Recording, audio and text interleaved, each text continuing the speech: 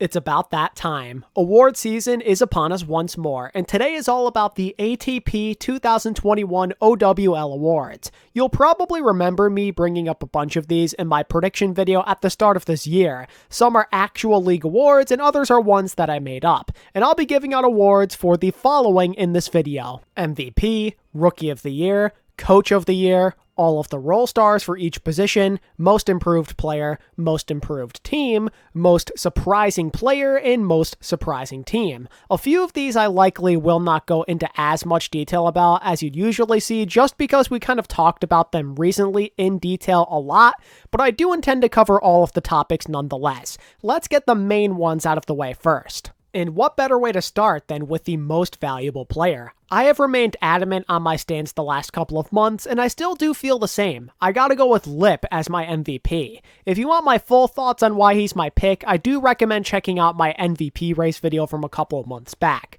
But to briefly touch upon why I picked him, I thought that Lip was the most clutch DPS in the entire league. In a majority of the major games that Shanghai was involved in this year, he pretty much was always dominating, and it's very telling when you can be the most clutch player on a top team like the Dragons, who have so many great players. Finding ways to stand out on a stacked roster is something that should not be underappreciated. Being clutch when it matters is top-notch value to me. Regardless of whether it was Leeve's fault or not, his teams didn't really bring home any major accolades this year. Lip was crushing the hopes and dreams of everybody that got in Shanghai's way in respective finals matchups, whether that would be Dallas, Chengdu, or Atlanta. And on top of that, Lip's stats were pretty much just as good as Leeve's. Lip led the league in average hero damage if you do not count Striker, who did retire mid-season. And while we tend to think of Leeve as the flex god, Lip showed off versatility that you're looking for with a valuable player. Was he not the best Sombra in the league and arguably the top Ashe?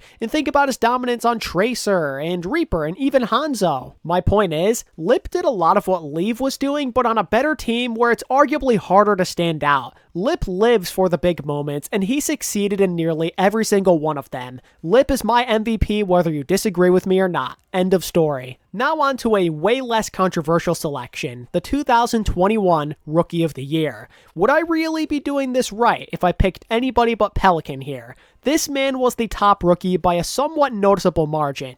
He didn't blow all of the competition out of the water, don't get it twisted. I think the likes of Shy, Mag, and Skewed were all great, but Pelican was simply on a different level. His contributions to the Atlanta reign were historically great for a lone rookie on a roster full of veterans. His youth did not cause him to freeze up during the big moments, and as a result, he honestly carried the reign a bunch of the time. He was doing it on things like Echo and Main. He was always putting his team in such a great spot to win games, or at least come close to winning them, and he was generally just reliable due to that overall versatility, I would say. He could keep up with the best of the best on just about any character that he played. To put it simply, if Pelican couldn't pop off, the Reign usually were not winning. He's in the same conversation as Leeve in that regard. And as I said in the Roll Star video, if you're the only rookie in the MVP race, you should probably be a lock to win Rookie of the Year. Maybe you disagree, but that seems like a logical way to explain it if you ask me. So yeah. No contest, Pelican is the easy choice for me. So now let's talk about Coach of the Year, and yet again, I am fully supporting who the person to actually take it home was. Rush is the clear-cut choice in my eyes.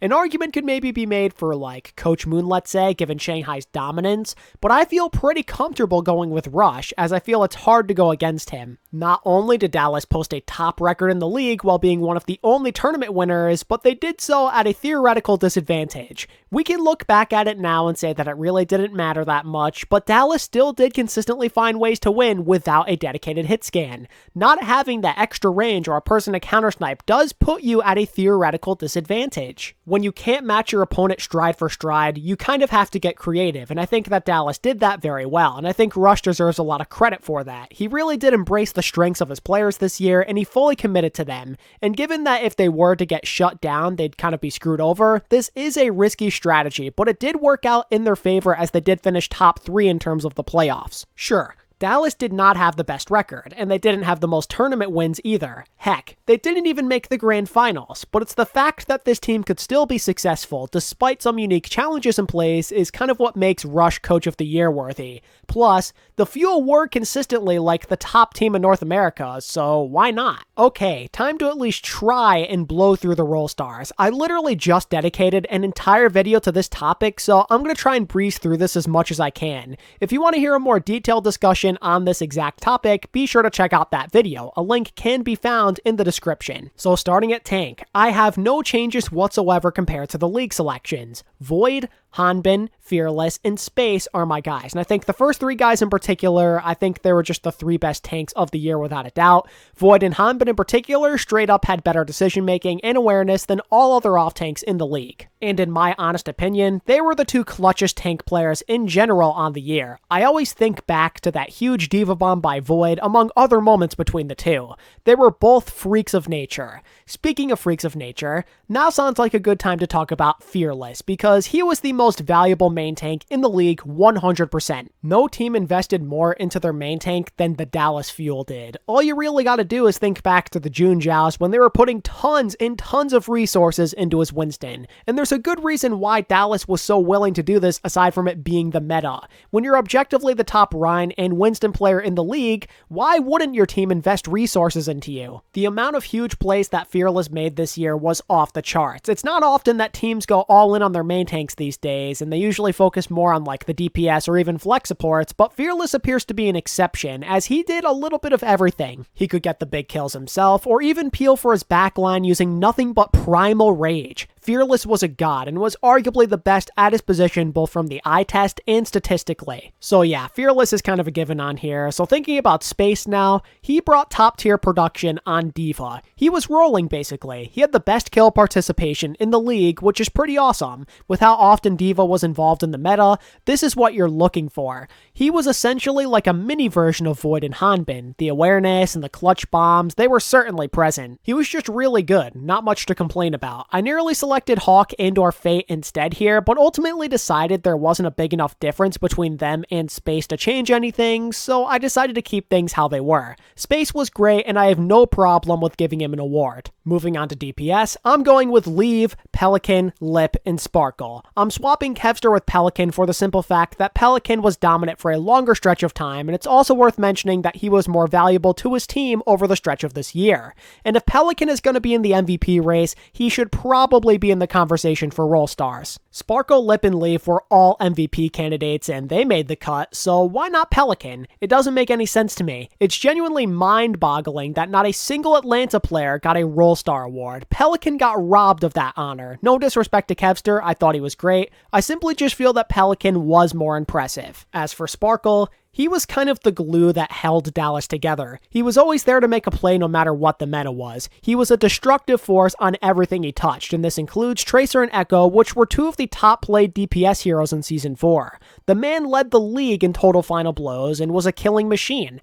As a top DPS player and an MVP candidate, he's gotta be on here. And a lot of what I just said about Sparkle applies to Leave as well. The man was given MVP honors by the league and was arguably the biggest hard carry DPS. If Leave wasn't destroying everything in his path, Chengdu weren't winning. It's as simple as that. He may not be my personal MVP, but I still recognize that he was a god amongst men and he had to get some sort of honors for his year. He was basically in contention for top Tracer, Echo, and Hanzo all at the same time, and he led the league in final blows, was top 3 in final blow to death ratio, and set 6 franchise final blow records, and on top of that he did record 3 flooded deadlifts, which is absurd. Love or hate him, he is a surefire Roll Star. And then there's Lip, who really needs no introduction or explanation. My MVP conversation on him pretty much sums up everything. He was top tier statistically across multiple heroes, he was clutch, and my personal MVP. And unlike last year, Lip was the true #1 playmaker on the Shanghai Dragons. If I'm giving him the MVP, he's also gotta be a Roll Star. No exceptions. When it comes to the supports, I have no changes compared to the league. I'm rolling with Fielder, Izayaki, Lee Jae-gon, and Shu. They all had incredible years. Fielder, I thought that he was a god tier healer. He literally led the league in total healing and had the best average per 10 on every single flex support character, aka Moira, Baptiste, Ana, and Zenyatta. Talk about having a godlike team-first mentality. He made the lives of his tanks way easier, and on top of that, he was also an excellent playmaker. I love the job that Fielder did this year. He was everywhere. And the same kind of applies to Izayaki, who honestly, in my opinion, had an underrated year. For some reason, I kind of felt like not enough people talked about this guy, even though he was in the MVP conversation, because he was such a destructive force on Zenyatta and Ana and Baptiste. My favorite aspect about Izayaki this year was his smarts, though. His positioning and decision-making was the best I've ever seen out of him. He always seemed to know when it was time to get really aggressive or when to hang back, and his death rate on Ana showed historic lows. Good productivity from this guy, I mean seriously, and he just keeps getting better every single year, so he definitely does deserve this level of praise. On the topic of Shanghai players, I thought that Lee Jae-gon was pretty elite himself. Maybe you disagree, but I saw him as the clear-cut #1 main support. Whether it was Lucio, Mercy, or Brig, he always found a way to establish his supremacy over everybody else. He had top marks when it came to healing for one, but you already know that he was also above average, I mean like way above average when it comes to playmaking at his position. Lee Jae-gon had the consistency, the absurd playmaking, and the crazy stats needed to make the cut, and somebody had to represent his position, so this was a no-brainer. Speaking of no-brainers, Shu's a pretty obvious one too, huh? As the common consensus top flex support of Season 4, I'd have to be crazy to not select him. He was a menace on Baptiste, and his level of carry performances were some of the best I have seen in quite some time. Shu reminded me heavily of a prime Jonek, but without his team having to invest as many resources into him. He was the best Baptiste in the world. That's the big thing to remember. But he was also #1 in teamfight win rate as Ana, and his Zenyatta was pretty disgusting as well. The man did everything right. Shu was goated. End of discussion. I have nothing else to add. Alright, so that gets us through the typical awards that are handed out by the league. But what about the fun made-up ones? I think a good starting point is probably the most improved player. There's a good #1 option for this, I feel. A good argument could maybe be made for like late young or even OG depending on who you're talking to, but the guy that stands head and shoulders above the rest to me is Leave. It's not that Leave was like a terrible player in 2020, it's more that he played so much better this year. I mean, it's a night and day difference as far as I'm concerned. Chengdu weren't very good last year, and I thought that Leaf's production definitely did suffer for it a lot of the time. But this year the circumstances were a lot better, and we saw him flourish as a result. Going from like not even being on the radar for the most part to league MVP and a role star is a massive jump. I feel like going from a mediocre team with just okay stats to a league leader in pretty much every way imaginable is a pretty massive improvement. Again, I don't want it to seem like I thought Leave was garbage last year. That's not the case. But the fact of the matter is, he did not live up to the hype in his rookie year. It's not all his fault or anything like that, but he was not the god that people saw him be before he joined the league. Leaf was a totally different monster in 2021 though, and he genuinely did play up to that initial level of hype and potential.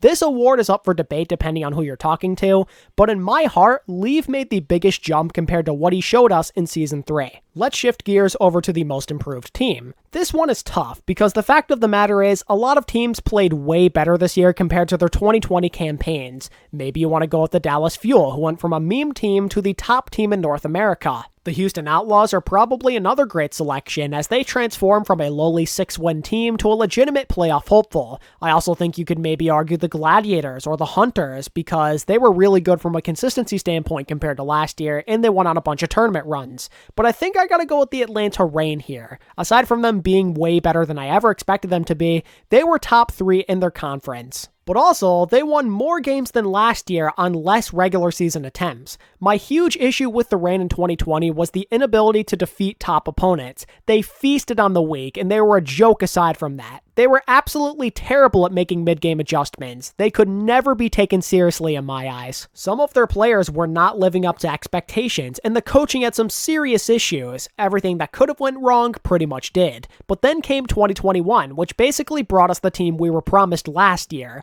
We're talking a 3-time tournament qualifier and a grand finals runner-up. They boasted multiple All-Star level players, an MVP nominee, and one of the best overall teams in the league. The Reign didn't even come close to these accomplishments last year. They showed that they could pretty much beat everybody not named the Dragons. They were a true competitor for nearly the entire season aside from that hiccup in the May Melee. If going from a joke and a disappointment to a grand finals runner-up isn't an improvement, I don't know what is. On to the most surprising player, and I'm gonna go with Hoppa here. I had zero faith in this man's ability after what he showcased in the 2021 season on the NYXL. His play was so uninspiring and downright confusing at times. His style of play on D.Va was questionable to say the least. He oftentimes made the lives of his teammates more difficult as he just wasn't in the right place or he was doing the wrong thing at the wrong time. The dude was getting memed on left and right. So naturally, I figured he would be mediocre on Philly at best. He was playing with the same main tank partner, and he came in at the very last moment to replace Poco due to those visa issues. All signs pointed to a rough year.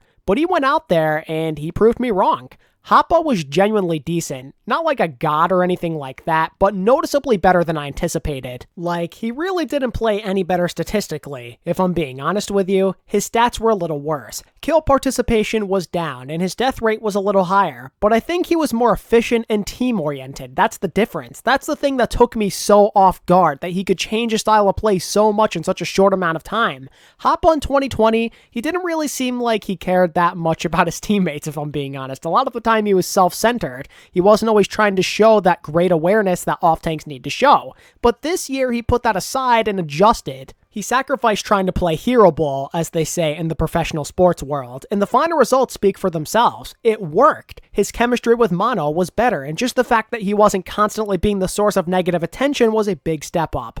Hoppa's year was unexpected, but welcomed. Nobody wants to be a constant meme, so it's cool to see him get his act together in a big way. Oh, and a runner-up goes to Iris in this situation for this award, just because he also played way above my expectations while showcasing some elite talent. But now lastly, we move on to the most surprising team, and I feel like this is a two-team contest for me. Based on my preseason expectations, I would say that Houston and Atlanta are my best bet for a positive standpoint. For a negative standpoint, you could also argue the Florida Mayhem. The Mayhem were honestly just a lot worse than I thought they'd be. They really struggled this year. Then with Houston and Atlanta, I thought they'd both be mediocre this year, but they were anything but. Ultimately though, I decided to pick the Atlanta Reign as my most surprising team, and it's essentially for the same reasons as mentioned with my most improved team argument for them. The Atlanta Reign made the 2021 Grand Finals, and I don't even think the biggest Reign believers on the planet foresaw them going this far during the preseason.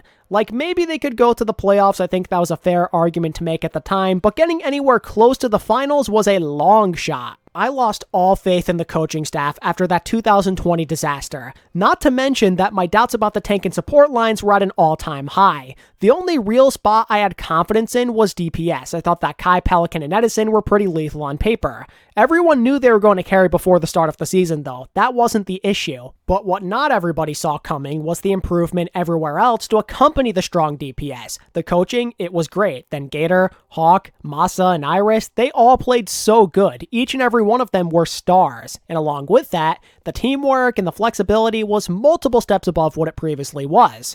I had the privilege of talking to Gator during the post-finals press conference, and that is exactly what he told me as to why this team got so much better. I had zero expectations for the Atlanta Reign coming into 2021, and I would argue I was less high on them than most. I think that their 2020 campaign just left such a sour taste in my mouth that I didn't even bother considering that improvement was a possibility. Stupid mistake on my end. I mean, just an all-time bad take on this channel. But regardless, this Reign team was shockingly great. Aside from getting top 3 in NA, they kept surprising us all the way until their time of elimination. Even when teams like Dallas and the Gladiators were in their way, they conquered them. They shocked the world with an improbable finals run, and that's ultimately the biggest reason why they are, in my opinion, the most surprising team of the year. But yeah, that kind of sums up everything I have to say about the Atlanta Reign being the most improved team, and that means we are at the conclusion of the ATP 2021 awards. If you enjoyed the video and you want more content like this in the future, dropping a like, a sub, and a comment would be greatly appreciated. And as always, thank you all so much for watching this video, and until next time, this is ATP, signing out. Peace.